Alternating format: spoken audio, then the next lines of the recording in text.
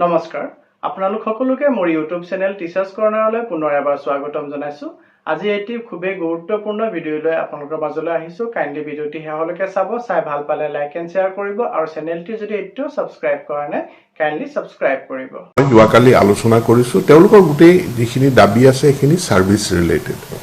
গতিকে service related দাবীখিনিৰ প্ৰতি মই কলেজ শিক্ষক সকলক মই জনাইছো সেইখিনি চৰকাৰৰ বিবেচনাধীন হৈ আছে। ইয়াত শিক্ষা বিভাগে অকলে সিদ্ধান্ত ল'ব নোৱাৰে। আমাৰ personnel department, judicial department, finance department আমি তেওঁলোকৰ লগতো আলোচনা কৰিব লাগিব।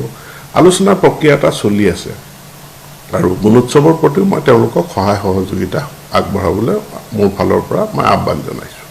মই ভাবো মোৰ আহ্বানৰ প্ৰতি তেওঁলোকে ইতিবাচক সঁহাৰি জনাব। মই যোৱাকালি আলোচনা কৰিছো তেওঁলোকৰ গোটেই যিখিনি দাবী আছে সেইখিনি সাৰ্ভিস ৰিলেটেড। গতিকে সাৰ্ভিস ৰিলেটেড দাবীখিনিৰ প্ৰতি মই কলেজ শিক্ষক সকলক মই জনাইছো সেইখিনি চৰকাৰৰ বিবেচনাধীন হৈ আছে। ইয়াত শিক্ষা বিভাগে অকলে সিদ্ধান্ত ল'ব নোৱাৰে। আমাৰ personnel department, judicial department, finance department আমি তেওঁলোকৰ লগতো আলোচনা কৰিব লাগিব।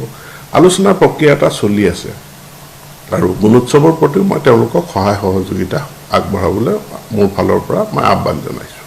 মই ভাবো মোৰ আহ্বানৰ প্ৰতি তেওঁলোকে ইতিবাচক সঁহাৰি জনাব।